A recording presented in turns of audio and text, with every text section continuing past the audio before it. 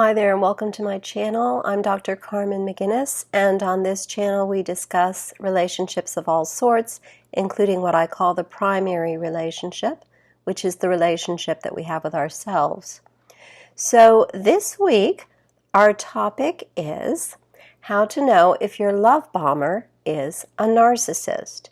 And welcome to those of you viewers who are new. I suggest that you go and watch last week's segment before you push on to this one.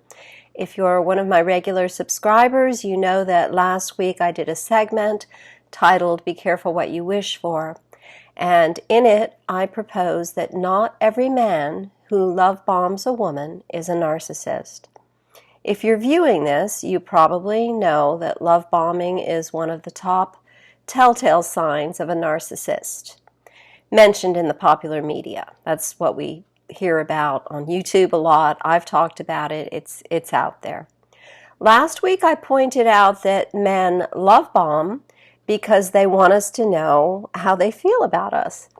But not all of them are narcissists. And this is such an important thing to understand, because if you don't, you're going to miss out on a lot of wonderful opportunities, possibly the opportunity of a lifetime.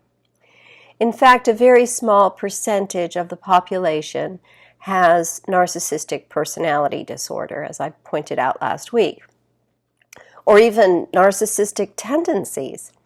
And the really truth, if we're to admit it, is that most women want a confident man, right? I know I do. Come on, look into my eyes and tell me otherwise. It's just not so. You want to be with someone who's sure of himself and is going to speak out and tell you how he feels about you. This week we're going to talk about how to know if your new love bomber is a narcissist or not, based on your responses to him. That's right. You see, there's not really any easy way to know in the early days of a love affair. You just don't know him well enough.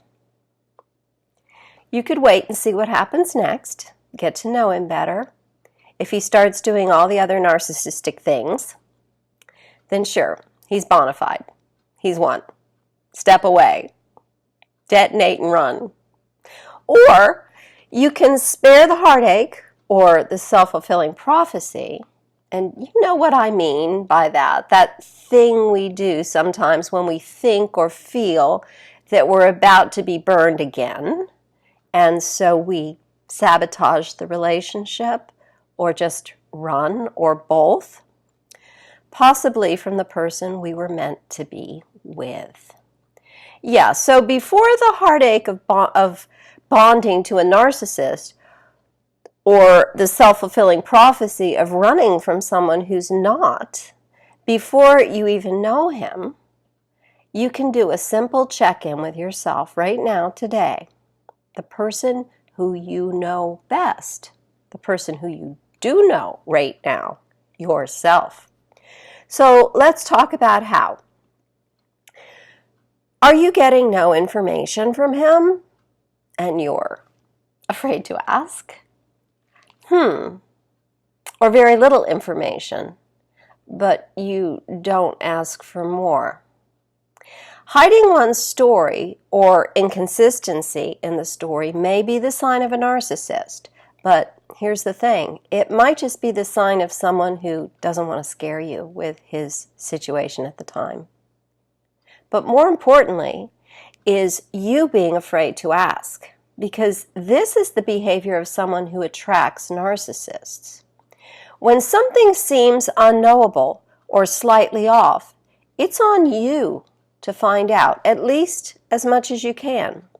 It's not an intrusion or snoopy or unfeminine to want details about someone who you're interested in. Things like where he lives, who he lives with, if he's been married, if he is married, if he has kids. If he is married, what's the status of what's going on with that?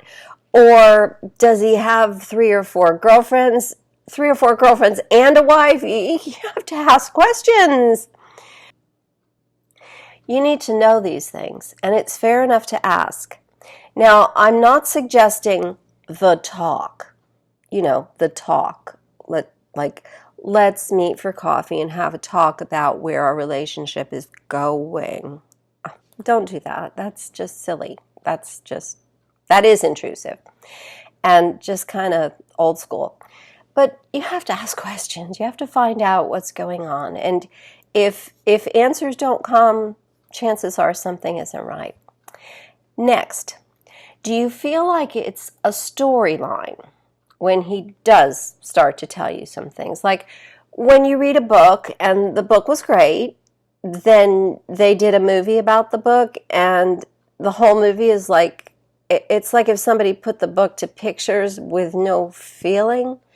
It's just at too much of a surface level. Like you had to read the book to really get the movie. When someone is telling a fiction that they know well, a practiced storyline, it can sound like they're reciting something that they've memorized. And chances are they are.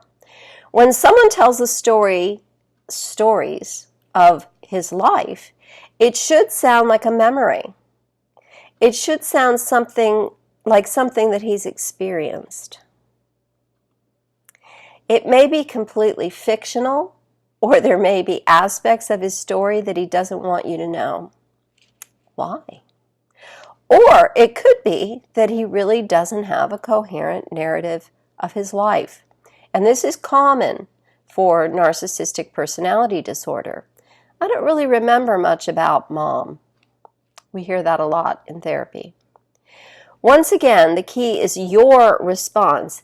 If you find you're afraid to ask for more details or clarification, ask yourself why. Are you afraid of the truth? And why are you afraid of the truth? Are you afraid you'll lose him if you ask? Or that you'll be ashamed of your continued attraction to him despite his truth? If he is a narcissist, he won't give you any more information anyway, so you might as well just ask. Next, do you feel like you're reading a script? Like you're on a stage when you're with him, cast into his plot? Like he's directing you, training you on how to behave around him, what to say, what to wear? These are definitely telltale signs that you're being courted by a narcissist. And this one is a biggie. Do you feel like he completes you? Oh no. Like you're whole without him and incomplete without him? Oh no, no, no, no. Not good. You are all of you. Repeat that in the first person with me. I am complete. I am all I need to be. I am all of me. If your love bomber makes you feel whole, he's not for you because you're already whole. On the other hand, if he makes you feel like he brings something amazing to your already whole self, drop the net. Oh no, I'm kidding. Just kidding about that. Don't ever try to trap a man. No nets. It's poor form. Just, stick around, see what happens. Okay, next. Do you feel like it's a test? Like you have to just jump through the next hoop and he'll suddenly start acting like a real person rather than a Ken doll? You remember Ken doll, yeah. That was your 9-year-old self making Ken talk. Telling Barbie, I love you, Barbie. Yeah, and that he wants to marry her and to sail off to sea together, to live happily ever after. That was you. So if you're doing that in your mind with this guy, probably not good. Might be a sign that you're dealing with a narcissist. Seriously, now, absolutely no joking. No more Ken dolls or nets or anything else. Do you feel like you're doing all the work? Like you're living in your own fantasy and starting to believe it?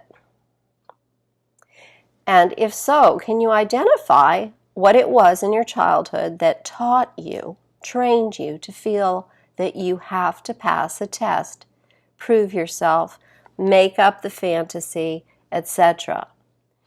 There's a time in childhood when trust is assumed. Later, when trust is lost, there's a compelling desire to return to the assumption of truth and trust. Be careful who you trust. Be careful where you place it.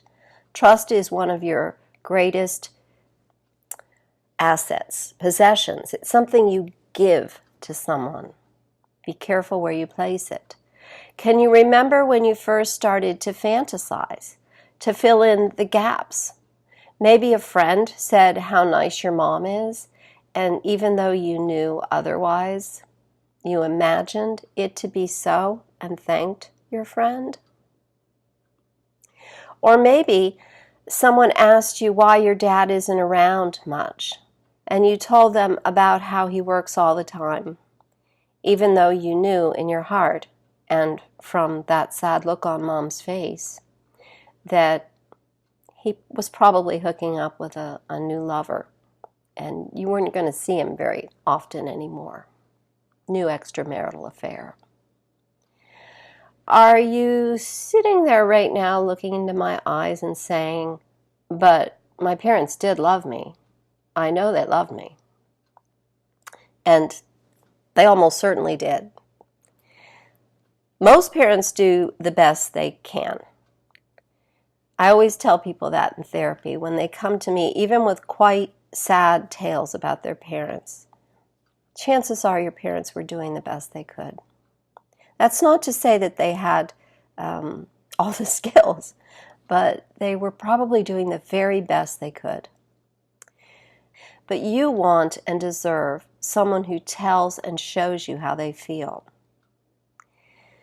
That Willie Nelson song comes to mind, You Are Always on My Mind. I heard it the other day and it made me cry. Go listen to that now. I think you'll understand what I mean. It's both nature's gift and trick that we are occasionally rewarded with someone deserving of our trust. I remember a fortune cookie I got about 2 months ago. Things might come to those who wait, but only the things left behind by those who hustled. I don't know why I said that, but hopefully it resonates with some people. Point being, if you have a keeper, hustle, don't wait. So I hope this has been helpful for you. I will see you this coming Wednesday for my midweek sneak peek. I also want to make everyone aware that my books are also now available on my website in addition to on Amazon. So great summer reading if you're into psychological stuff and romance and a little bit of erotica. Nobody's perfect. Don't judge me.